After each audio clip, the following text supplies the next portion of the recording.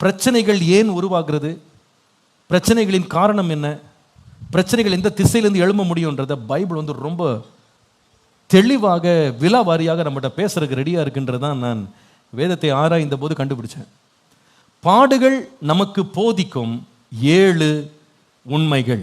எனக்கு தெரியும் நிறைய பேர் வந்து ஏன் இந்த மாதிரி கஷ்டங்கள்லாம் எனக்கு வருது, அதுவும் நான் ஒரு கிறிஸ்தவனா இருக்கேன், நான் ஒரு ஜெபம் பண்றேன், நான் வந்து பைபிள் வாசிக்கிறேன், தசமபாகம் கொடுக்குறேன், காணிக்கை கொடுக்குறேன், ஊழியம் பண்றேன், நான் எல்லாத்துக்கும் நல்லது செய்கிறேன், எனக்கு ஏங்க இப்படி பாது என்னை பின்னாடியே விரட்டிட்டு வருது? இந்த மாதிரி கேள்விகளோடு நீங்க வாழ்ற உங்களுக்கு இன்றைக்கு ஆண்டவர் தம்முடைய வசனத்திலிருந்து நம்முடைய கண்களை தெளிய பண்ணுவார் என்று விசுவாசிக்கிறேன். நம்பர் 1, பாடுகள் நமக்கு போதிக்கிற முதல் சத்தியம், எல்லாவற்றையும் நம் கட்டுப்பாட்டுக்குள் நாம் கொண்டு வர முடியாது என்பதை பாடுகள் நமக்கு உணர செய்கிறது. நிறைய பேர் நம்ம என்ன நினைக்கிறோம்னா, ஒரு பட்டம் முடிச்சிட்டோம், ஒரு வேலை கிடைச்சிருச்சு, நமக்கு சம்பாத்தியம் கிடைச்சிருச்சு, நமக்கு ஒரு பதவி ஒன்று கிடைச்சிருச்சு, நமக்கு ஒரு உத்தரவாதம் கொடுத்துட்டாங்க, நமக்கு ஒரு சேரை கொடுத்துட்டாங்க, ஆஃபீஸ் கொடுத்துட்டாங்க, நம்ம டெய்லி போகிறதுக்கு ஐடி கார்டு இருக்கு, இதெல்லாம் வந்தவொடனே நம்ம என்ன நினைக்கிறோம்னா லைஃபை நம்ம கண்ட்ரோலில் வச்சிருக்கோம்னு நினைக்கிறோம். I am sorry to tell you something, இது எல்லாமே நமக்கு இருந்தாலும் டோட்டல் கண்ட்ரோல் நமக்கு கிடையாது. என்ன உன் வாழ்க்கையில் வர வேண்டும், என்ன வரக்கூடாதுன்னு தீர்மானம் பண்ற எந்த உரிமையும் உனக்கு கிடையாது. நம்ம ஒருவருமே இந்த துன்பத்தை தான் அனுபவிப்பேன், இந்த பாடு எனக்கு வேண்டாம், இந்த வழியா நான் போக மாட்டேன், இதெல்லாம் நான் அனுமதிக்க மாட்டேன்னு சொல்றதுக்கு அதிகாரம் நம்மகிட்ட இல்லை. இந்த உண்மையை நம்ம ஒவ்வொருவரும் புரிந்து கொள்ளணும். நம்ம வெற்று மனிதர்கள். அவர் சொல்லுகிறாரு, உன் வாழ்க்கை எப்படி இருக்கு தெரியுமா? அவர் சொல்ற காரியம் வந்து உங்களை ரொம்ப ஹர்ட் பண்ணும், நம்ம எல்லாருமே ஹர்ட் பண்ணோம். சொல்ற நீ யார் தெரியுமா? வெறும் புகை தான் தெரியுமா உனக்கு? இன்றைக்கு இப்படி இருக்கிறது போல இருக்கும், கொஞ்ச நேரத்தில் காணாமல் போகிற புகை மாதிரி இருக்கும் லைஃப். இது எப்படி இருக்குன்னு சொன்னா கொஞ்சம் கற்பனை பண்ணி பாருங்க. உங்க வீட்டில் ஒரு சமையல் செய்றீங்க, நீங்க சமைக்கும் போது ஒரு புகை எழும்புது, அந்த புகை வந்து சிம்னி வழியா மேலே போகுது. உங்க பிள்ளைகிட்ட நீங்க ஓடி பேச, கொஞ்சம் புகை போயிடுச்சு, கொஞ்சம் பிடிச்சி எடுத்துன்னு வா, சொல்ல முடியுமா? அது எங்க போச்சுன்னே தெரியாது. அவர் சொல்றாரு, உங்க லைஃப் அப்படிதான் இருக்கு. You cannot just control it. எப்படி உன் புகையை உன் கையால் பிடிக்க முடியாதோ, உன் லைஃபை நீ நினைச்சுக்கலாம், எனக்கு பட்டம் இருக்கு, பதவி இருக்கு, பேர் இருக்கு, புகழ் இருக்கு, எனக்கு அந்தஸ்து இருக்கு, எனக்கு இந்த இடம் இருக்கு, சொந்தமா வச்சு. Nothing is yours. இதை நீ புரிந்து கொள். அப்போ ஒரு மனுஷன் வந்து பாடு சகிக்கும் போது ஒன்ன புரிஞ்சுக்கணும், இது வரும் வராது, எவ்வளவு நாள் வரணும், இது எவ்வளவு நாள் நிக்கணும்ன்ற கண்ட்ரோல் நம்ம கையில இல்ல. We are not in control. God is. We are not in control. நீங்க எவ்வளவு படிச்சிருக்கலாம், எவ்வளவு பெரிய அதிகாரியா இருக்கலாம், தேசத்தின் தலைவரா இருக்கலாம், எல்லாத்தையும் ஆளுகை செஞ்சுட்டு இருக்கலாம், நமக்கு ரொம்ப பெருமை இருக்கலாம், எல்லாத்தையும் நான் ஆளுகை செய்வேன். No, you cannot. That's the reality. அதான் உண்மை. யோபு 30ஆம் அதிகாரம் 26ஆம் வசனத்தில் அவர் சொல்லுகிற உண்மையை பாருங்களேன். அவர் சொல்லுகிறார், நன்மைக்கு காத்திருந்தேன், ஆனா தீமை வந்துச்சு. வெளிச்சத்தை வர பார்த்து கொண்டிருந்தேன், இருள் வந்ததுன்றாரு. அப்படின்னா என்னன்னா, ஆர்டர் பண்ணது வெளிச்சத்துக்கு ஆர்டர் பண்ணேன், பார்சலில் வந்து என்ன வந்துச்சு, இருள் வருது. ரிசர்வேஷன் வந்து நல்ல நாளுக்கு பண்ணி வச்சிருந்தேன், பார்த்தா கெட்ட நாள் வந்து நிற்குது. நன்மைக்கு காத்திருந்தா தீமை வருது, வெளிச்சத்துக்கு காத்திருந்தா இருள் வருது. அப்படின்னா அர்த்தம் என்னன்னா, துன்பத்தை அனுபவிக்கிற காலத்தில் ஒன்றை புரிந்து கொள்ளணும், என் வாழ்க்கையின் மேல் நான் அதிகாரி அல்ல, நான் வெறும் மனிதன். அப்போ நம்ம எப்படி இருக்கணும்னா, வாழ்க்கையில் நமக்கு கிடைக்கிறது கிடைக்காதது, வந்தது, நம்ம உயர்ந்தது, நம்ம பெற்றுக்கொண்ட எதை பற்றியும் நம்ம பெருமையாக இருக்கவே கூடாது. ஆணவம் மட்டும் நமக்குள்ள வரவே கூடாது. இன்னைக்கு எனக்கு இந்த பதவி இருக்கு, பட்டம் இருக்கு, இவ்வளோ உயர்வில் இருக்கேன், இவ்வளோ சம்பளம் எனக்கு சம்பாதிக்கிறேன், நான் இந்த ஸ்தானத்தில் உயர்ந்துட்டேன், இந்த பட்டம் வாங்கிட்டேன், இந்த லெவலில் உட்காந்துட்டேன், எனக்கு பிரச்சனையே வராதுன்னு மட்டும் நம்ம ஒரு நாளும் பெருமைப்படவே கூடாது. எவ்வளோ உயரத்தில் இருக்கிற மனுஷனும் நாளைக்கு தரை மட்டும் இறங்க என்ன இருக்கு, வாய்ப்பு இருக்குங்க. உலகத்துக்கே வந்து ஐபோனை கொடுத்த ஆப்பிள் கம்ப்யூட்டர்ஸுடைய நிறுவனர் ஸ்டீவ் ஜாப்ஸ் கோடி கோடி கோடி கோடியா பணத்தை வச்சிருந்தாரு. ஒரு நாள் கண்டுபிடிச்சார், தனக்கு கேன்சர் இருக்குன்னு கண்டுபிடிச்சார். போனை டிசைன் பண்ணாரு, தான் உடம்புல இருக்க ஒரு உறுப்பை வந்து அதுல வந்த கேடு அவரால் ஸ்டாப் பண்ண முடியல, இளமையிலே மரித்து போனார். இது நமக்கு என்ன சொல்லுதுன்னா, எவ்வளவு பெரிய ஜாம்பவானா இருந்தா கூட சஃபரிங்கை பார்க்கும்போது ஒன்று புரிஞ்சுக்கணும், I'm just a human being, I don't call the shots. நான் எல்லாவற்றையும் என் கட்டுப்பாட்டுக்குள்ள வச்சிருக்கிறேன் நினைக்கவே கூடாது. தேவனுக்கு முன்பாக நம்ம தாழ்மைப்பட வேண்டியது அவசியம். பாடுகள் நம் வாழ்க்கையில் சொல்லிக் கொடுக்கிற இரண்டாவது முக்கியமான ஒரு பாடம், பாவத்தின் கொடுமையான பின் விளைவுகளை பாடுகள் வழியாக நம்ம உணர்கிறோம். இதை விளக்குகிறேன் உங்களுக்கு. நான் வசனத்தை நம்ம தெரிந்த வசனம் வாசிக்க போறோம். 139ஆம் சங்கீதம் 23 முதல் 24. தேவனே என்னை ஆராய்ந்து என் இருதயத்தை அறிந்து கொள்ளும், என்னை சோதித்து என் சிந்தனைகளை அறிந்து கொள்ளும். வேதனை உண்டாக்கும் வழி என்னில் உண்டோ என்று பார்த்து நித்திய வழியிலே என்னை நடத்தும். வேதனை இல்ல, வேதனை உண்டாக்கும் வழி என்னில் உண்டோ என்று ஆராய்ந்து பாருங்க. பாருங்க, கொஞ்சம் பாருங்க ஆண்டவரே, இன்வெஸ்டிகேட் பண்ணுங்கன்றாரு. அப்பனா அர்த்தம் என்னன்னா, நல்லா கவனிங்க, வேதனையை நமக்கு கொண்டு வருகிற வழிகள் நமக்குள்ளே இருக்க முடியும். ஒரு மனுஷன் படுகிற பாடுகளுக்கு ரெண்டாவது முக்கியமான சத்தியத்தை ஆராய்ந்து அறிந்து கொள்ளணும். என்ன தெரியுமா? நம்முடைய தவறுகள், நம்முடைய பாவங்கள், நம்முடைய அக்கிரமங்கள், நம்முடைய தவறான தெரிந்தெடுப்பு, நம்முடைய தவறான பாதைகளே காரணமாக மாற முடியும். இந்த சத்தியத்தை நம்ம விளங்கிக் கொள்ள வேண்டும். You cannot put the blame on everybody. எல்லார் மேலேயும் நம்ம பழியை சுமத்திட முடியாது. அநேக வேளை நம்முடைய வேதனைக்கு நாமே காரணமாக மாறுகிறோம். இதை நாம் உணர வேண்டும். பாவத்திற்கு ஒரு சம்பளம் இருக்கிறது. அதனால தான் தாவீது சொல்றாரு, என்ன ஆராய்ஞ்சு பாருங்க, என்ன சோதித்தறீங்க, நீங்க கொஞ்சம் பாருங்க ஆண்டவரே, வேதனையை உண்டாக்குகிற, வேதனையை தருகிற வழி ஏதாவது என் லைஃப்ல இருக்கா? நான் அப்படி அந்த பாதையில் போயிட்டதுனால தான் எனக்கு இந்த வேதனை என் வழியில் பின்னாடி திரும்பி வந்துருச்சான்னு சொல்லி கொஞ்சம் சோதிச்சு பாருங்கன்றாரு. இதனால என் வாழ்க்கையில வேதனை வந்துச்சான்னு செக் பண்றதுக்கு 3 காரியம். நம்பர் 1, என் வாழ்க்கையிலே நான் துன்மார்க்கமாய் நடந்ததினாலே வேதனை அனுபவிக்கிறேனா என்று முதல்ல டெஸ்ட் பண்ணணும். எழுதுங்க, துன்மார்க்கமாய் வாழ்ந்தேனா, துன்மார்க்க வழியை தெரிந்து கொண்டேனா, அதனால இந்த வேதனை எனக்கு வந்ததா அப்படின்னு சோதித்து பார்க்க முடியும். சங்கீதம் 7 சங்கீதம் 14 தொடங்கி வாசிக்கலாம். இதோ அவன் அக்கிரமத்தை பெற கற்ப வேதனைப்படுகிறான், தீவினையை கற்பந்தரித்து பொய்யை பெறுகிறான்.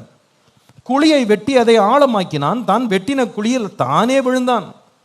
அவன் தீவினை அவன் சிரசின் மேல் திரும்பும், அவன் கொடுமை அவன் உச்சந்தலையின் மேல் இறங்கும். இவ்வளவு பிரச்சனை எனக்கு வந்ததுக்கு காரணம் வேற யாருமே இல்லை, இவரே தான். இவரே கொடுமை பண்ணி, இவரே அக்கிரமம் பண்ணி, இவரே அநியாயம் பண்ணி, கடைசியில் அது எல்லா தலைமையில வந்து விடியுதுன்னு போட்டுருக்கு. குழியை வெட்டிட்டு அதில் போய் விழுந்துட்டான். இந்த மாதிரி என் வாழ்க்கையில் ஏதாவது செஞ்சு நான் வந்து பிரச்சனை மாட்டிருக்கேன்னு சோதிச்சு பார்க்கறதுக்கு ஒரு நல்ல டைம். சங்கீதம் 32:10, துன்மார்க்கருக்கு அநேக வேதனைகள் உண்டுன்னு பார்க்குறோம். துன்மார்க்கருக்கு என்னவா? துன்மார்க்கம் பண்றதுனால வேதனைன்னு ஒன்று இருக்கு இல்லையா? எரேமியா 30:15 சொல்லுது, உன் நொறுங்குதலினாலும் உன் வேதனையின் மிகுதியினாலும் நீ கூக்குரலிடுவானேன், திரளான உன் அக்கிரமத்தின் நிமித்தமும் பலத்து போன உன் பாவங்களின் நிமித்தமும் இப்படி உனக்கு செய்தேன். இதெல்லாம் வந்ததுக்குன்னா நீ தான் காரணம்ன்றார். உன்னுடைய அக்கிரமம் தான் காரணம். தாவீதுடைய வாழ்க்கையை பாருங்க, அவன் வாழ்க்கையில் வந்து ஒழுங்கா போயிட்டு இருந்துச்சு, தேசம் ஒழுங்கா போயிட்டு இருந்துச்சு, குடும்பம் ஒழுங்கா போயிட்டு இருந்துச்சு. ஒரு நாள் இவர் உப்பரிக்கை மேலே சுத்திட்டு பக்கத்து வீட்டில் இருக்கிற தன்னுடைய சேவகனுடைய மனைவியை உற்று பார்த்தார். பார்த்தோட எழுச்சி போயிருந்தா பிரச்சனை கிடையாது. அதுக்கு ஆண்டவர்கிட்ட மன்னிப்பு கேட்டாண்டே, தெரியாமல் பார்த்துட்டேன் என்னை மன்னிச்சிருங்கன்னு போயிருந்தா வாழ்க்கை வேற மாதிரி போயிருக்கும். ஆனால் இவர் என்ன பண்ணாருன்னா, இவள் வந்து சேவகனுடைய மனைவி தானே, எல்லாம் நம்ம அதிகாரத்துக்குள்ள கீழே இருக்கிறா, அவளை என்ன வேணாலும் நான் செய்யலான்னு சொல்லி அவளோடு தகாத ஒரு உறவை கொண்டான். அதை மறைக்கிறதுக்கு அவளுடைய உண்மை புருஷனை வந்து கொலை பண்ணான். இவர் என்ன நினைச்சா தெரியுமா, லெட்டரை கொடுத்து அனுப்பிச்சிட்டோம்னா நம்ம கிட்ட இருக்க அதிகாரத்தில் எல்லாத்தையும் மறைச்சு தொடச்சி எல்லாத்தையும் கிளியர் பண்ணிடலாம், யாரும் நம்மளை கேள்வி கேட்க முடியாது, நம்ம லைஃபை நம்ம இஷ்டத்துக்கு வாழலாம், நம்ம கண்ட்ரோல் கொண்டு வரலாம்னு நினைச்சாரு. ஆண்டு ஆள் அனுப்பி விட்டார். 3 கொடுக்குறேன், சூஸ் த கரெக்ட் ஆன்சர் வச்சுக்கோ, உனக்கு என்ன வேணும், எந்த பாடு வேணும் நீ தெரிந்து எடுத்துக்கோ. செய்கிற அக்கிரமம் செஞ்சுட்டு ஃப்ரீயாக ஓடிடலான்னு நினைக்கிறியா? அதெல்லாம் முடியாது. You have to get your salary. நீ செஞ்ச பாவத்துக்கு சம்பளத்தை வாங்கிட்டு போ. செக்கில் வேணுமா, கேஷில் வேணுமா, அல்லது டெபாசிட் பண்ணிட்டுமான்ற மாதிரி நீ சூஸ் பண்ண, உனக்கு எப்படி வேணும். But you getting it. அவன் கதறான், ஆண்டவரே உங்களுடைய கையில் இறக்க இருக்குன்னு நீங்கள் பார்த்து செய்யுங்க ஆண்டவரேன்னு கதை. அப்போ ஏன் இவ்வளோ பிரச்சனை வந்துச்சுன்னா, இவனுடைய சொந்த அக்கிரமம். யாருமே இவனுக்கு விரோதமாக மூட்டி விட்டதெல்லாம் கிடையாது, இவனே செய்த அக்கிரமம். அப்போ இது நம்ம செக் பண்ணணும், இதனால என் வாழ்க்கையில் பாடு இருக்கா. செகண்ட் ரீசன், சங்கீதம் 16:4 வாசிக்கும் போது, அந்நிய தேவனை நாடி பின்பற்றுகிறவர்களுக்கு வேதனைகள் பெருகும்.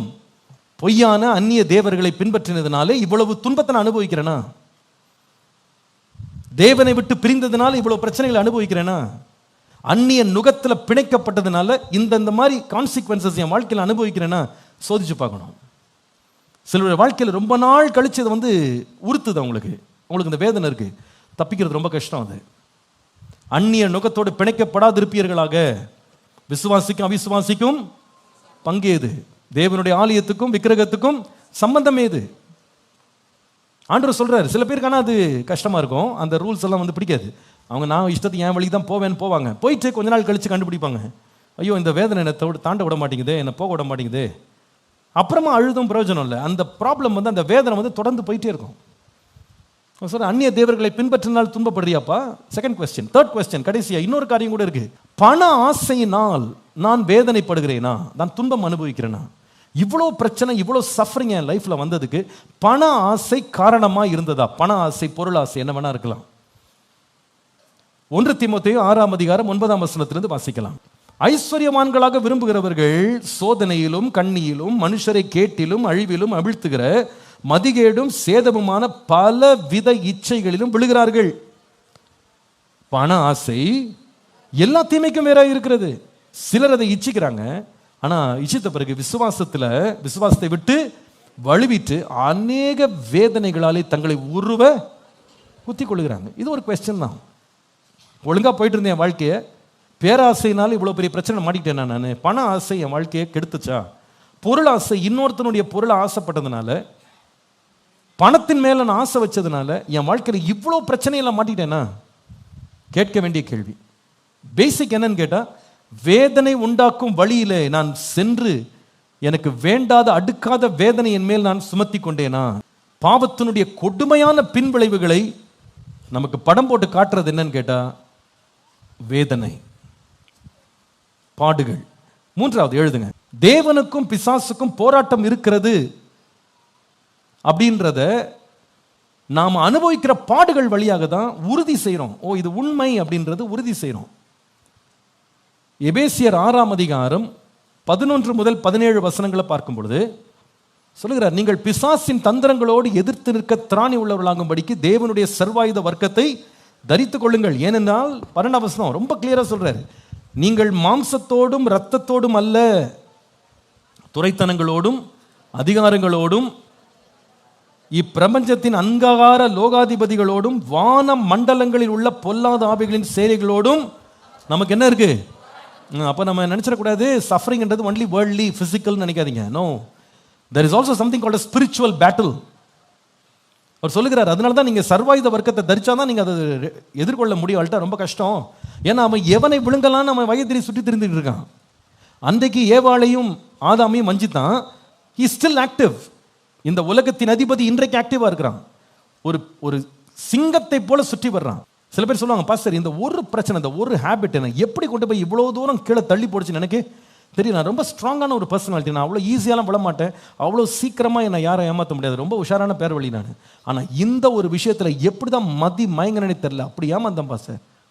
எல்லாத்துக்கும் 10 பைசா கூட கணக்கு பார்ப்பேன், அவ்வளோ கொஸ்டின்ஸ் கேட்பேன், அவ்வளோ ஒரு நான் ரியலிஸ்டிக்காக திங்க் பண்ணுவேன். ரொம்ப சேனான நான் ஒரு பர்சன், நான் ரொம்ப சென்சிட்டிவாக இருப்பேன், ரொம்ப கேர்ஃபுல்லாக இருப்பேன். ஆனால் இந்த ஒரு விஷயத்தில் அப்படி மயங்கிட்டேன் நானுன்னு சொல்லுவாங்க. How did it happen? How did I fall off that? How did I slip? வேதம் சொல்லுது, நீங்கள் நினச்சிக்காதீங்க உங்கள் போராட்டம்லாம் நேராக கண்ணுக்கு நேராக பார்க்குற ஒரு மனுஷனோடு மட்டும் கிடையாது. வான லோகத்தின் பொல்லாத ஆவிகளோடு உங்களுக்கு என்ன இருக்குது? போராட்டம் இருக்குது. அவர் சொல்லுகிறார், அதனால தான் நீங்கள் எதிர்த்து நிற்கிறது சும்மா ஃப்ளஷ் அண்ட் பிளட்னு நினைக்காதீங்க. there's a spiritual warfare going on. அதனால தீமோத்தேயுட்ட சொல்றாரு, நீயும் இயேசு கிறிஸ்துவுக்கு நல்ல போர் சேவகனாக தீங்கு அனுபவி. Please understand this, my friends. Just because you know a lot about the world, you cannot just survive in the world. That's not everything you see. உலகத்தை பற்றி நிறைய அறிஞ்சு வச்சிருக்கேன், எனக்கு ரொம்ப உஷாரான ஆளு, எனக்கு எல்லா விஷயம் தெரியும், அதனால நான் சாமர்த்தியமா எல்லாத்தையும் கையாண்டுருவேன் நினைச்சீங்கன்னா சில வேளையில் நம்ம அதில் ஏமாந்து போயிடுவோம். சில வேளையில் அறிவு இருமாப்பை உருவாக்கிறோம். நிறைய வேளை அறிஞ்சவங்க பலசாலிகள்லாம் விழுறதை நான் பார்க்குறேன். தனக்கு முன்னும் தனக்கு பின்னும் இவனுடைய ஞானத்தை போல ஞானம் யாருக்குமே இல்லைன்னு சொல்ற சாலமோனை என்ன செஞ்சுட்டான்? அப்படியே தடுமாறி விழுந்தான் பாருங்க. சிம்சோன் எவ்வளவு பெரிய பலசாலிங்க, சிங்கம் நிக்க முடியல முன்னால, 300 நரிய பிடிச்சான் அவன். அவ்வளோ பெரிய பலசாலிய கவுத்துனது என்னன்னு கேட்டீங்கன்னா ஒரே ஒரு பெண் அவனை தூக்கி பிளாட் ஆக்கிட்டா கீழே. Yours and mine, the warfare is not just flesh and blood. எல்லாத்தையுமே கை பலத்தை வச்சு, ஈட்டியை வச்சு, பட்டயத்தை வச்செல்லாம் எல்லாத்தையும் கைக்குள்ள கொண்டு வர முடியாது. அறிவெல்லாம் வச்சு எல்லாத்தையுமே மேனேஜ் பண்ண முடியாது. We have a spiritual warfare going on. இது உண்மை, இது நிஜம் என்பதை நம்முடைய போராட்டங்களை நம்ம கண்டுபிடிக்கிறோம். யோவான் 15:18-19 வாசிக்கும் போது வேதம் சொல்லுகிறது, உலகம் உங்களை பகைத்தால் அது உங்களை பகைக்கிறதுக்கு முன்னால் என்ன பண்ணுச்சு? என்னை பகைத்ததுன்னு தெரிஞ்சுக்கிடுங்க. I have been hated first and then you are hated next. ஏன்னா நீங்க என்ன பின்பற்றினீங்களே, அதனால now you are being hated. நீங்க இப்போ பகைக்கப்பட ஆரம்பிச்சிட்டீங்க.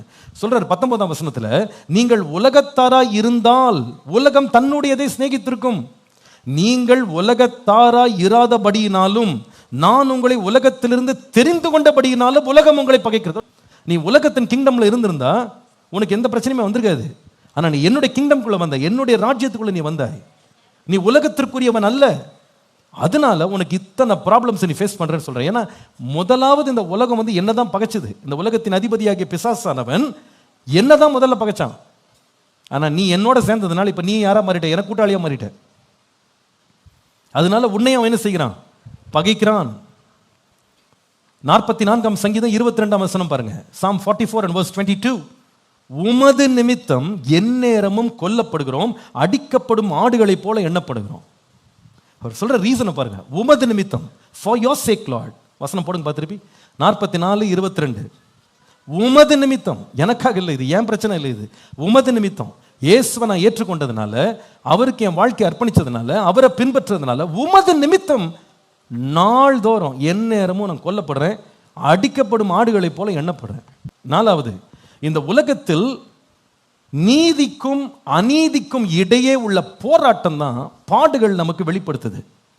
பாடுபடும் போது ஒன்றை கண்டுபிடிக்கிறோம்.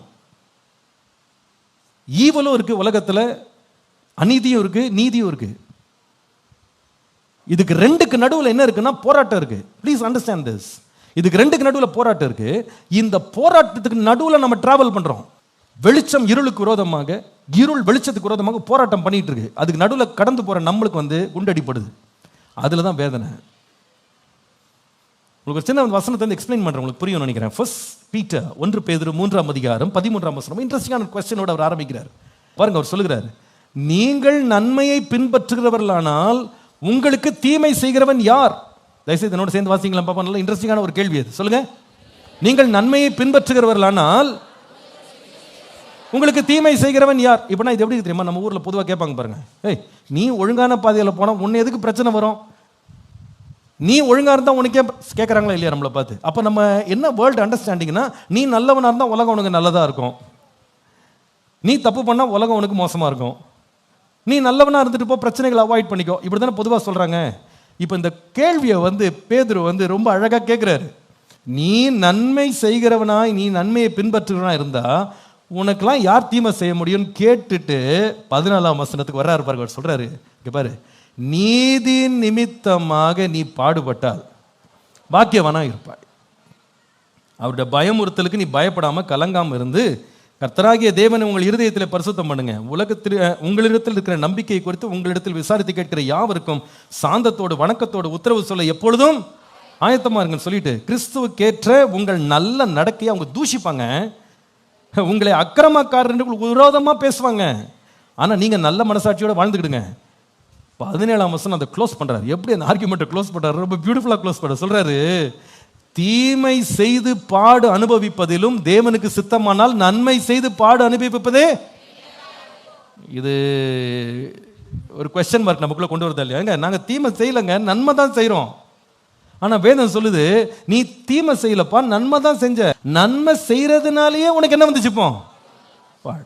நம்ம என்ன நம்ப விரும்புறோம் தெரியுமா? நம்ம ஆஃபீஸில் வேலை செய்கிறவங்க ரொம்ப நல்லவங்க, நம்ம நம்ப விரும்புகிறோம், எதிர்பார்க்க விரும்புகிறோம். நல்ல ஷூட்லாம் போட்டு டையெல்லாம் போட்டு ஜம்முன்னு இருப்பாங்க. ஆனால் விட்டிங்கன்னா தொண்டை குறை வழியை என்ன பண்ணிடுவாங்க, அறுத்து எடுத்துருவாங்க. உங்கள் ஃபியூச்சரே காலி பண்ணுவாங்க. உண்மை இது. உலகம் தன்னை ரொம்ப நல்ல உலகம் மாதிரி பிக்சர் பண்ணி காட்டும். ஆனால் உலகம் எதுக்குள்ள இருக்குன்னா இருளுக்குள்ளே இருக்கிறதுன்னு வேதம் சொல்லுது. இந்த உலகத்துல வந்து இருளுக்கும் வெளிச்சத்திற்கும் நடுவில் ஒரு போராட்டம் இருந்து கொண்டே இருக்கு. இதுதான் உண்மை.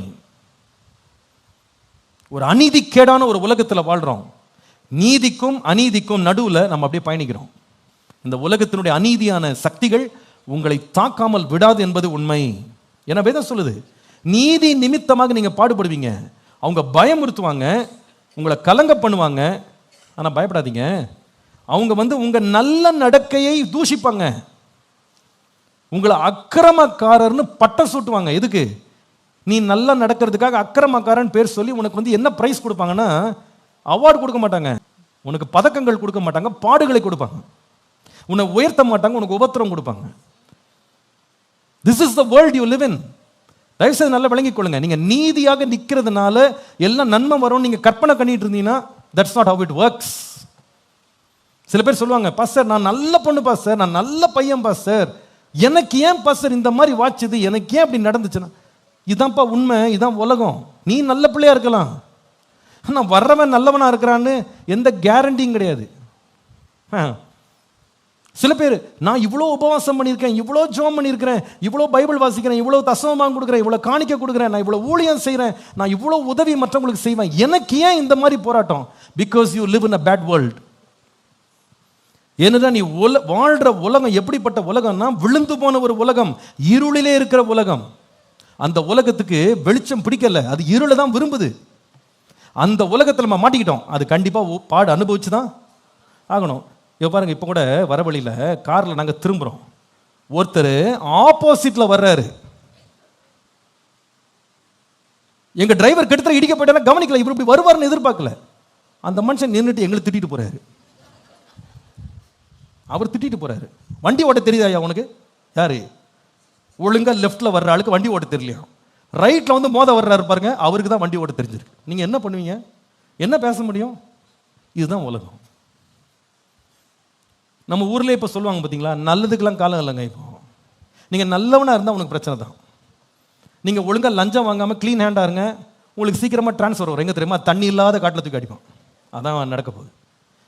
நீங்க வந்து பொய் சொல்ல மாட்டேன், உண்மைதான் பேசுவேனுங்க, உங்களுக்கு வந்து ப்ரமோஷன் கிடைக்காது. நீங்க வந்து இந்த பொய்யான கையெழுத்தெல்லாம் போட மாட்டேன், பொய்யான கணக்கு எழுத மாட்டேன்னு சொல்லுங்க, யூ கேன் பி டெர்மினேட்டட், வேலையிலேருந்து எடுத்துருவாங்க. அதுக்கு வந்து கும்பல் ஒன்று சேரும், உங்களை பொல்லாதவன் பட்டம் சூட்டி. இதுதாங்க உலகம். இந்த உலகத்தில் வாழ்ற பிள்ளைகளுக்கு என்ன இருக்குன்னா, உபத்திரவம் இருக்கிறது. Just because you are righteous, because you are good, please understand you are living in a world which is fighting against darkness. இருளுக்கும் வெளிச்சத்துக்கும் நடுவில் என்ன இருக்கு? இதுக்கு நடுவில் பயணம் பண்றவங்களுக்கு குண்டடிப்படும். You are on the crossfire. பிரசங்கி ஒரு அழகான ஒரு வசனத்தை சொல்றாரு. பிரசங்கி 4ஆம் அதிகாரம் 1-2 வசனங்களை வாசித்தா அவர் சொல்றாரு, சூரியனுக்கு கீழே செய்யப்படும் எல்லா கொடுமைகள் எல்லாம் கொஞ்சம் யோசித்து பார்த்தேன். நான் கொஞ்சம் மாற்றி சொல்றேன்னு உங்களுக்கு புரியுற மாதிரி, அங்கே அப்படி இருக்கான்னு பார்க்காதீங்க, தப்பா வாசிக்கிறாரு. நான் கொஞ்சம் ஈஸியாக விளங்குற மாதிரி சொல்றாரு. சூரியனுக்கு கீழே, அதாவது வானத்துக்கு கீழே உலகத்தில் இருக்கிற கொடுமைகள்லாம் கொஞ்சம் யோசித்து பார்த்தேன். அவர் சொல்றாரு, ஒடுக்கப்படுறாங்க, போட்டு நசுக்கி பிழிறான் ஒருத்தனை. அவனுடைய கண்ணீரை பார்த்துட்டு, சரி இவன் பாவம் இவனை கஷ்டப்படுறானே, ஒருத்தனாவது வந்து ஆறுதல் சொல்லுவான்னு பார்த்தா தேற்றதுக்கு ஒருத்தனும் கிடையாதான், ஒருவனுமே கிடையாதான். ஆனால் சொல்றாரு, இந்த ஒடுக்குறான் பாரு, நசுக்கிறான் பாரு, அவன் வந்து சாதாரண ஆள் இல்லை, அவன் எல்லாம் பலசாலி தான் அவன். ஆனா கூட அட பாவம் அவன் நசுக்கப்படுறான்னு தேற்றதுக்கு யாருமே இல்லையா. இதை பார்த்துட்டு 2ஆம் வசனத்தில் சொல்றாரு, இதெல்லாம் பார்த்துட்டு இன்னும் உயிரோடு இருந்து கஷ்டப்பட்டு சம்பாதிக்கிறவனை விட முன்னாலேயே செத்து தொலைஞ்சிட்டா நல்லா இருக்கும்ன்றார். இந்த மாதிரி எத்தனை பேர் யோசிச்சிருக்கீங்க? இங்கே வேலை செய்கிறதுக்கு சொந்தமாக கார்டன் வச்சு நம்மளே கத்திரிக்காய் போட்டு நம்மளே சம்பாரித்து விற்று நம்மளே என்ன பண்ணலாம்? சாப்பிட்டுக்கலாம். எண்ணம் வருதா இல்லையா? இங்கே போய் குப்பை கொட்டுறதுக்கு நம்மளே சொந்தமாக என்ன பண்ணிடலாம்? பிஸ்னஸ் ஆரம்பிச்சிடலாம். யோசிக்க தோணுதா இல்லையா?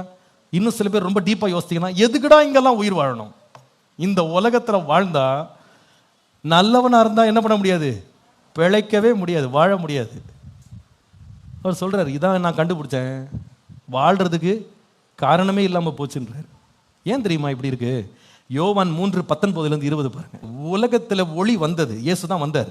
மனுஷருடைய கிரியைகள்லாம் பொல்லாதவைகளாக இருக்கிறதுனால இந்த ஜனங்கள் எல்லாம் ஒளியை பார்க்கிலும் இருளை விரும்பினாங்க. அதுதான் அவங்க மேல வந்து ஆக்கினேன் சொல்லிட்டு சொல்றாரு 20ஆம் வசனத்துல, பொல்லாங்கு செய்கிற எவனும் ஒளியை என்ன செய்யறான்? பகைக்கிறான். அவனுக்கு ஒளியினாலே பிடிக்க மாட்டேங்குது, அவனுக்கு வெளிச்சமா இருக்கிறது பிடிக்கல. அவன் கிரியைகள் கண்டுபிடிக்கப்படாதபடிக்கு ஒளி பக்கத்திலே வரமாட்டேங்கிறான்றார். ஏசு சொல்றாரு, எப்ப அவனுக்கு ஒளினா பிடிக்காதுப்பா, அவனுக்கு இருட்டு தான் பிடிக்கும். ஏன்னா அவன் செய்யற எல்லா வேலையும் எப்படி செய்யறான்? ஒளிஞ்சு மறைஞ்சு இருட்டிலே செஞ்சு அவன் பழகிட்டான். அவன் செய்யறதெல்லாம் அக்கிரமா இருக்கிறதுனால அவனுக்கு ஒளியை பார்த்தாலே அவனுக்கு கோபம் வந்துடும். அவன் அதை பகைக்கிறான். பிரியமானவர்களே, இந்த உலகத்தில் உபத்திரம் அனுபவிக்கிறவங்க எல்லாமே தப்பு செஞ்சு அனுபவிக்கிறது இல்லை, நன்மை செஞ்சதுனால பாடு அனுபவிக்கிறவங்க நிறைய பேர் இருக்காங்க. அதுல நீங்க நிறைய பேர் இருக்கலாம். நியாயமா பேசினங்க, உத வாங்கிட்டு வந்தேன். உண்மையா பேசினாங்க, வேலை போச்சுங்க. கையெழுத்து போட மாட்டேன் என்னங்க, மைனஸ் பண்ணி அமுச்சு விட்டாங்க, என் மேலே கேஸ் போட்டாங்க. 10 வருஷம் நான் தான் இப்போ லாயர் ஃபீஸ் கட்டிட்டு உட்காந்துருக்கேன். உண்மை இது. பாடுகள் என்பது அநேக வேளையில் நாம் வந்து நன்மைக்கும் தீமைக்கும் நடுவே நடக்கிற அந்த போராட்டத்தில் நடுவில் வந்து நன்மையான பாதையை தெரிந்தெடுக்கிறவங்க எல்லாருக்குமே என்ன இருக்கு? உபத்திரவம், பாடுகள் இருக்கிறது. ஐந்தாவது ஒரு காரியம், தேவனுடைய நெருக்கத்தையும் ஆறுதலையும் பாடுகள் வாயிலாக உணர்கிறோம். தேவனுடைய நெருக்கத்தையும் ஆறுதலையும் பாடுகள் வழியாக தான் அநேக வேளை நம்ம உணர்கிறோம். லூக்கா 9:23, பின்பு அவர் எல்லாரையும் பார்த்து சொல்கிறார், ஒருவன் என்னை பின்பற்றி வர விரும்பினால் அவன் தன்னைத்தான் வெறுத்து தன் சிலுவை எடுத்துக்கொண்டு என் பின்னால வான்னு சொல்றார். இயேசுவை பின்பற்றவங்களுக்கு இயேசு கொடுக்கிற பங்கு என்னது சொல்லுங்க? என்னதான்? சிலுவை. சிலுவைன்றது இப்போ நம்ம செயின்ல மாட்டிக்கிட்டு ரொம்ப ஸ்டைலா சுத்துறோமே அந்த சிலுவை இல்லை. இது வந்து அவமானத்தின் சின்னம், இது வேதனையின் சின்னம், பாரம், இது நிந்தனை, இது ரொம்ப வெட்கக்கேடான ஒரு காரியம். அவர் சொல்றாரு, என்னை பின்பற்றி வர்றவன் வந்து சிலுவை தூக்கிட்டு வா, நிறைய பிரச்சனை இருக்குன்றார். சொல்லிட்டு சொல்றாரு, இங்க பாருங்க, நீ சிலுவை தூக்கிட்டு வரல, நான் எங்கேயோ ஓடி ஒளிஞ்சிட மாட்டேன், உன் முன்னாடியே தான் போயிட்டு இருக்கேன்றார். அது என்ன சொல்லுது தெரியுமா? இயேசுவுக்கு பின்பாக நீதியாக நடந்து உத்தமமாக நடக்கணும்னு நினைக்கிறவங்க வந்து பாடுபடுவாங்க, நிறைய சஃபரிங் இருக்கும், சிலுவை வந்து பாரமாக இருக்கும். ஆனால் சிலுவை சுமந்துட்டு போறவன் ஒன்றை கண்டுபிடிக்கிறான், இயேசு என்னை விட்டு ரொம்ப தூரம் இல்லை, எனக்கு முன்னால் போயிட்டு இருக்கிறாரு. அவருடைய அடிச்சுவடுகளை பின்பற்றி நான் என்ன பண்றேன்? அவர் பின்னாலேயே போறேன். உலகம் வந்து சஃபரிங்கை கொடுத்துட்டு ஓடிடும். சஃபரிங் பண்றவங்களை பார்த்து, பாடுபடுறவங்களை பார்த்து ஓடி ஒளியும். ஆனால் இயேசு எப்படி தெரியுமா? நம்முடைய பாடுகளில் நம்மோடு கூட சகிக்கிற தேவன் நம்முடைய தேவன். ஷாத்ராக், மேஷாக், ஆபேத்நேகோ 7 மடங்கு சூடாக்கப்பட்ட அக்கினியில தூக்கி எறியப்படுறாங்க. 4ஆம் மனிதனாக அவர்களுக்குள்ளே ஆண்டவர் உலாவி கொண்டிருந்தார். நீதிக்கேடே செய்யாத தானியேல் சிங்கத்தின் கெபியிலே தூக்கி எறியப்பட்டான். வேதம் சொல்லுது, காலையில் அவர் சொல்லுகிறாரு, கர்த்தர் தம்முடைய தூதனை அனுப்பி சிங்கத்தின் வாயை என்ன பண்ணாரு? கட்டி போட்டார். அப்போஸ்தலனாகிய பவுல் சொல்லுகிறாரு, எல்லாரும் என்னை விட்டு போயிட்டாங்க. முதல் விசை நான் உத்தரவு சொல்ல நிற்கையில் எல்லாம் என்னை விட்டு போயிட்டாங்க, கர்த்தரோ எனக்கு துணை நின்றார். ஸ்தேவானை பாருங்க, சுவிசேஷம் அறிவிச்சதுக்காக, சத்தியத்தை சொன்னதுக்காக நடு ரோட்ல வச்சு கல்லெறிஞ்சு கொல்லப்பட்டான். கல்லெறி விழும்போதே வேதம் சொல்லுது, அவன் கண்ணை திறந்து, ஆண்டவன் கண்களை திறந்தாரான். அப்ப அவன் அண்ணார்ந்து பார்த்து வானத்தை நோக்கி சொன்னானா, இதோ வானம் திறக்கப்பட்டிருக்கிறதையும் பிதாவானவருடைய வலது பரிசத்தில் இயேசு நின்று கொண்டிருக்கிறதை நான் பார்க்கிறேன். எல்லாரும் போயிட்டாங்க, சீஷர்கள்லாம் ஓடிட்டாங்க, சுற்றிலும் சத்துருக்கள், பாடுகள் நடுவில் இயேசு தூரமா போல அவனுக்காக எழுந்து நின்னாரான். நான் அவன் பக்கத்தில் தான் பார்க்கேன், கவலைப்படாத. பிரியமானவர்களே, பாடுகள் நிறைய வேளையில் ஒன்றை உணர்த்தது என்ன தெரியுமா? இந்த துன்மார்க்கமான பாவம் நிறைந்த, அக்கிரமம் நிறைந்த, சபிக்கப்பட்ட உலகத்தில் ஒரு கிறிஸ்தவன் வந்து பாடு அனுபவிக்கிறான். ஆனால் அந்த பாடுகளின் வழியாக போகும்போது அவனை ஆற்றி தேற்றி அரவணைக்கிற தேவ பிரசன்னம் அவன் நெருக்கமாக இருக்கிறது. 2 கொரிந்தியர் 1:3, நமது கர்த்தராகிய இயேசு கிறிஸ்துவின் பிதாவாகிய தேவனும் இரக்கங்களின் பிதாவும் சகல விதமான ஆறுதலின் தேவனுமாய் இருக்கிறவருக்கு ஸ்தோத்திரம். தேவனாலே எங்களுக்கு அருளப்படுகிற ஆறுதலினாலே எந்த உபத்திரத்தையும் அகப்படுவர்களுக்கு நாங்கள் ஆறுதல் செய்ய திராணி உள்ளவர்களாகும்படி எங்களுக்கு வரும் சகல உபத்திரவங்களிலேயும் அவரே எங்களுக்கு ஆறுதல் செய்கிறவர். ஹல்லேலூயா! ஆறுதல் செய்ய ஆண்டவர் தூதன் அனுப்பல, அவரே ஆறுதல் செய்கிறாராம். கவலைப்படாது, அவன் கூட நான் தான் இருக்கேன், கவலைப்படாது, அவன் கூட இருக்கிறேன். பாடுகள் நடுவே நம்ம கூட இருக்கிற ஒரு தேவன் இருக்கிறார். ஹல்லேலூயா! ஒரு சம்பவம் என் வாழ்க்கையில் மறக்கவே முடியாது. ரொம்ப வருஷங்களுக்கு முன்பாக நம்ம சபையில் ஒரு இளம் பெண் இருந்தாள். அவளுக்கு ஒரு 22-23 வயது இருக்கும். ஆண்டவருக்காக நல்ல ஊழியம் செய்து கொண்டிருந்தாள். திடீரென்று அவள் சுகவீனமாகி விட்டாள். எங்கெங்கேயோ போய் ஏதோ டெஸ்ட் பண்ணாங்க, என்ன பிரச்சனைன்னு கண்டுபிடிக்க முடியல. கடைசியில் கண்டுபிடிச்சாங்க, அவள் கேன்சரில் இருக்கான்னு கண்டுபிடிச்சான். அவளுக்கு வந்து பிளட் கேன்சர் வந்தது, லுக்கேமியா. எல்லாருக்குமே பெரிய அதிர்ச்சி, யாரும் நம்ப முடியல. ஒரு குறிப்பிட்ட நாளில் அவள் அட்மிட் ஆயிருந்த ஒரு ஹாஸ்பிட்டலில் நானும் என் மனைவியும் வந்து அவளை சந்திக்கிறதுக்கு போயிருந்தோம். அவள் பெட்டில் படுத்திருக்கா, அவள் நிலைமை ரொம்ப பரிதாபம். அப்போ அவளுக்கு ஏற்கனவே டாக்டர்ஸ் தேதி குடிச்சிட்டாங்க, 3 மாதம்தான் உயிரோடு இருப்பாள், உயிர் பிழைக்கிறது ரொம்ப கஷ்டம்னு சொல்லி ரொம்ப எல்லாருக்குமே மன உடைவு, பெரிய வேதனை. எங்களால் எப்படி அதை ப்ராசஸ் பண்ணுறதே தெரியல. அப்போது நான் சிறு வயதுலேருந்து இந்த பிள்ளையை பார்த்துருக்குறேன்.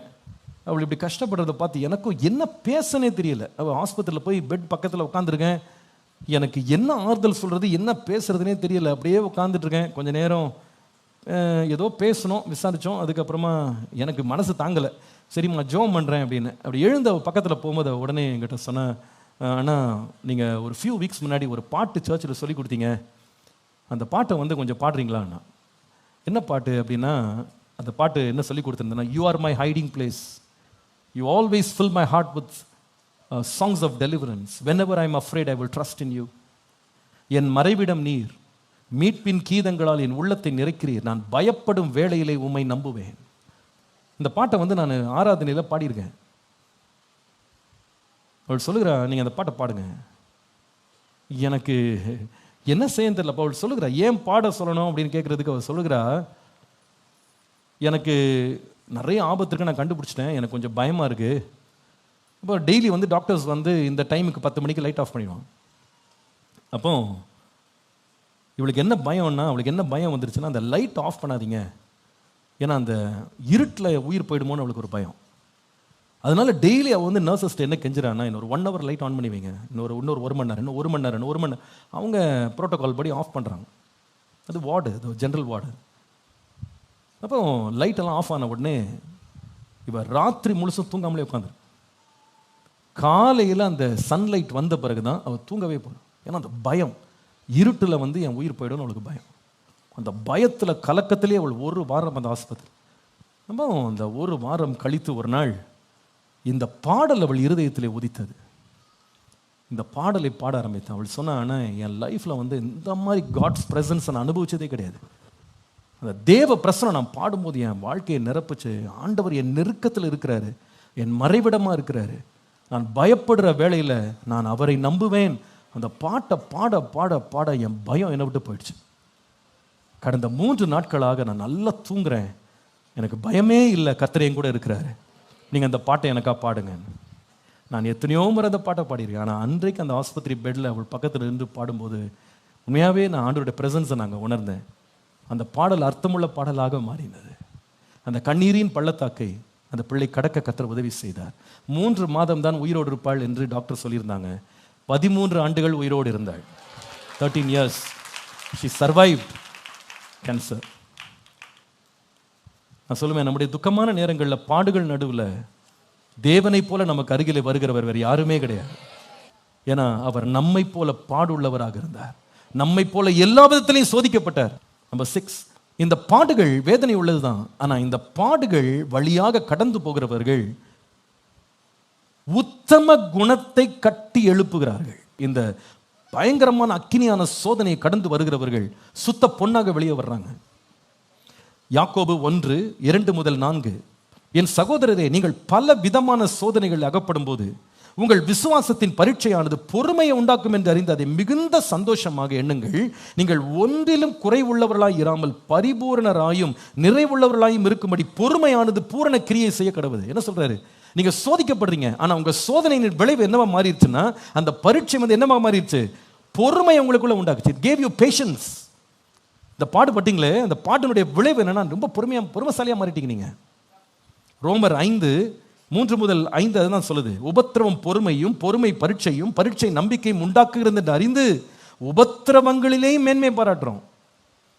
இந்த உபத்திரம் வந்ததுனால ரொம்ப பொறுமையாயிட்டேன், அந்த பரீட்சைகள் வந்ததுனால ரொம்ப நம்பிக்கை உள்ளவனா மாறிட்டேன். அதன் விளைவு என்னன்னா, அந்த அன்பு, இயேசுவின் அன்பு எங்களுக்குள்ள ஊற்றப்பட்டதுனால அந்த நம்பிக்கை எங்களை வெட்கப்படுத்தாதுன்னு சொல்லி முடிக்கிறாரு.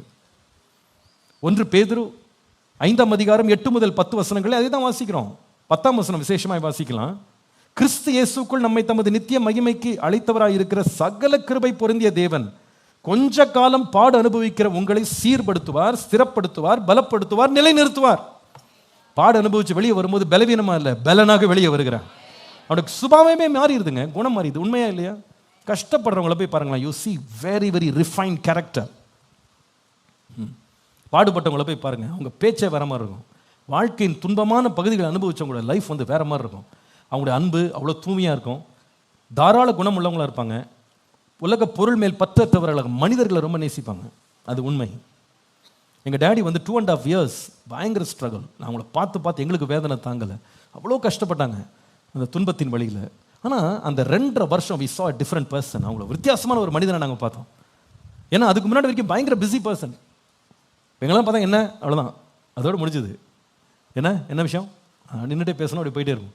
ஆனால் அவங்க வியாதி படுக்கையில் போன பிறகு ஆளை வேறு மாதிரி மாறினாங்க. பார்த்தீங்கன்னா என்னென்னலாம் கிடையாது, வாப்பா உட்காருங்கப்பா, அப்படி 1 hour 2 hours spend time with us. பயங்கர இம்பார்ட்டன்ஸ் கொடுத்தாங்க அதுக்கு. 2 வயசு பேர குழந்தைய பாட வச்சு ஆட வச்சு அது சொல்கிறது கதையெல்லாம் கேட்டுக்கிட்டு அப்படி வாஸ் ஜஸ்ட் என்ஜாய். அவளை வந்து சில தடவை நிறுத்துவாங்க. போதும் போதும் போதும், இல்லை இருக்கட்டும் இருக்கட்டும் இருக்கட்டும், அவள் பேசட்டும், அவள் பாடட்டும். ஏன் அது சொன்னாங்க அப்படின்னா, வாட் இஸ் இம்பார்ட்டன்ட் இன் லைஃப்ன்றது அப்போ வெளியே வந்துருச்சு. அது ரொம்ப ரிஃபைன் கேரக்டராக மாறினாங்க அவங்க. We saw a very different person. இது உண்மை. பாடுபடுகிறவர்களுடைய குணம் உத்தம குணமாக மாறுகிறது. ஹல்லேலூயா. கடைசியா ஒரு முக்கியமான காரியம், அதோட முடிக்க போறோம். 7, இந்த உலகம் நமக்கு சொந்தம் அல்ல என்பதை பாடுகள் நமக்கு உணர்த்துகிறது. நம்ம பாடுகள் வழியா கடந்து போகும்போது ஒரு உண்மையை நம்ம எல்லாரும் மனதில் பதிக்கணும். என்ன தெரியுமா? இந்த பாடு நிறைந்த உலகத்துல வாழ்ற எனக்கு இந்த உலகம் சொந்தம் அல்ல. 1 பேதுரு 2:11 அவர் சொல்லுகிறார், நாம யாரா இருக்கிறோம்னா அந்நியர்களாக பரதேசிகளாக இந்த பூமியில் இருக்கிறோம்னு அவர் சொல்லுகிறார். எபிரேயர் 13:14 நிலையான நகரம் நமக்கு இங்கே இல்லை, வரப்போகிறதே நாடி தேடுகிறோம். ஒரு டிரான்ஸ்லேஷன் விதமா சொல்லுது, this world is not a permanent home, we are looking forward to a home yet to come. ரோமர் 8:18 வாசிக்கிறோம், இக்காலத்து பாடுகள் இனி நம்மிடத்தில் வெளிப்படும் மகிமைக்கு ஒப்பிடத்தக்கவைகள் அல்லவென்று எண்ணுகிறேன். 2 கொரிந்தியர் 4:17 காணப்படுகிறவைகள் அல்ல காணப்படாதவைகளை நோக்கி இருக்கிற நமக்கு அதிசீக்கிரத்தில் நீங்கும் இந்த லேசான நம்முடைய உபத்திரவம் மிகவும் அதிகமான நித்திய கன மகிமையை உண்டாக்குகிறது. அப்போஸ்தலர் நடபடிகள் 14:22 அப்போஸ்தலர் சொன்ன வார்த்தை கடைசி பகுதியில் பாருங்க, நாம் அநேக உபத்திரவங்கள் வழியாய் தேவனுடைய ராஜ்யத்தில் பிரவேசிக்க வேண்டும் என்று சொன்னார்கள். நிறைய பாடுகளை கொடுத்து ஏமாற்றி ஒரு மனுஷனை வேதனைப்படுத்துற ஒரு உலகத்தில் நாம் வாழ்றோம். ஆனா ஒரு கிறிஸ்தவனுக்கு ஏன் இதுல தொடர்ந்து வாழும்போது ஒரு நம்பிக்கையோட வாழ்றான் தெரியுமா? இந்த உலகம் என்னுடைய முடிவு அல்ல. கொஞ்ச காலம் பாடுபடுறேன், ஆனா தேவன் எனக்கு பாடு இல்லாத கண்ணீர் இல்லாத நித்திய ஒரு வீட்டை எனக்கு ஆயத்தம் பண்ணி வைத்திருக்கிறார். I am going there. This is a temporary home. இது ஒரு வாடகை வீடு. இது பழைய ஒரு ஜிம் ரீவ்ஸ் பாட்டு ஒன்று இருக்கும், this world is not my home, I am just a passer through, the heavens are laid up bare beyond the blue, the angels beckon me from heavens up above, and I can't feel at home in this world anymore. இந்த உலகம் எனக்கு வீடாவே எனக்கு feel பண்ண முடியல. என்ன நம்பிக்கையில் தொடர்ந்து வாழ்றேன், ஏன் பாடுபட்டுக்கிட்டு இருக்கேன்னா இதெல்லாம் ஒரு டெம்பரரி தான். இக்காலத்து பாடுகள் இனிமேல் நமக்குள்ளே வெளிப்பட போகும் மகிமைக்கு ஒரு நாள் இயேசு வரப்போகிறார். அந்த நாளில் கண்ணீரை துடைப்பார், வேதனைகளை நீக்குவார், நம்முடைய எல்லா பாடுகளுக்கும் தேவன் முடிவை கொண்டு வருவார். அவர்கள் பிரயாசங்களுக்கு ஓய்ந்து தங்கள் படுக்கைகளை இளைப்பாருவாங்க. ஹல்லேலூயா.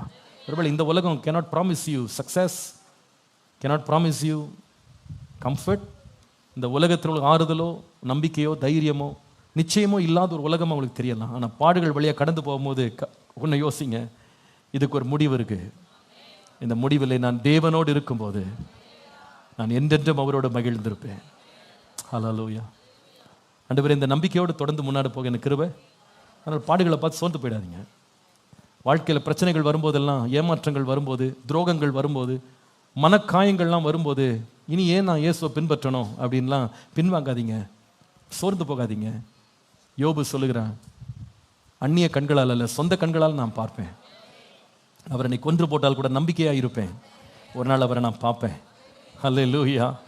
நம்முடைய தேவன் உண்மை உள்ளவர். இந்த பாடுகளுக்கு ஒரு முடிவை கொடுப்பதற்காகவே கர்த்தர் நமக்கு ஒரு இடத்தை ஆயத்தம் பண்ணி கொண்டிருக்கிறார். ஒரு முடிவு உண்டு, நம்பிக்கை வீண் போகாது. ஹல்லேலூயா. ஆண்டவரே, இந்த நம்பிக்கையோடு வாழ கிருபை தாரும். அந்த ஒரே ஒரு நம்பிக்கை நம்முடைய பாடுகளையும் கடந்து முன்னேறதுக்கு பலன் தரும். ஐ டோன்ட் நோ, இந்த காலையில் நீங்கள் எத்தனை பேர் புரோக்கனாக வந்தீங்க தெரியல. ஏன் இவ்வளோ கஷ்டப்படுறேன் நான்? ஏன் பாடுகளுக்கு மேலே பாடு?